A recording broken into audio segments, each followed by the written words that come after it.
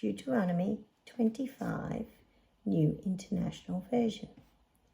When people have a dispute, they are to take it to court, and the judges will decide the case, acquitting the innocent and condemning the guilty.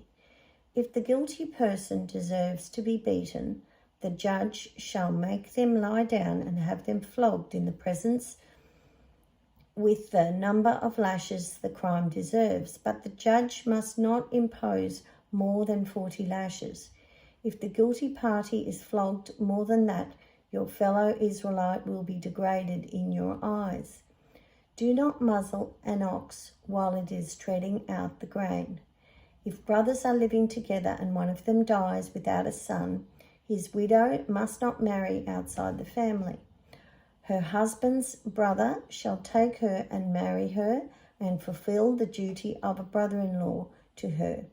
The first son she bears shall carry on the name of the dead brother, so that his name will not be blotted out from Israel.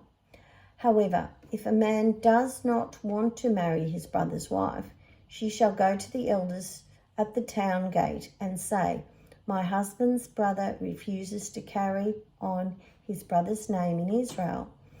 He will not fulfill the duty of a brother-in-law to me."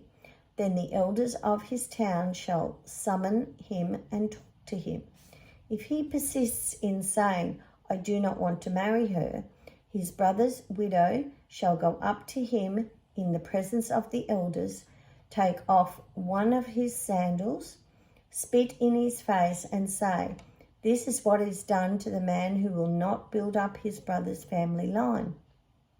That man's line shall be known in Israel as the family of the unsandaled.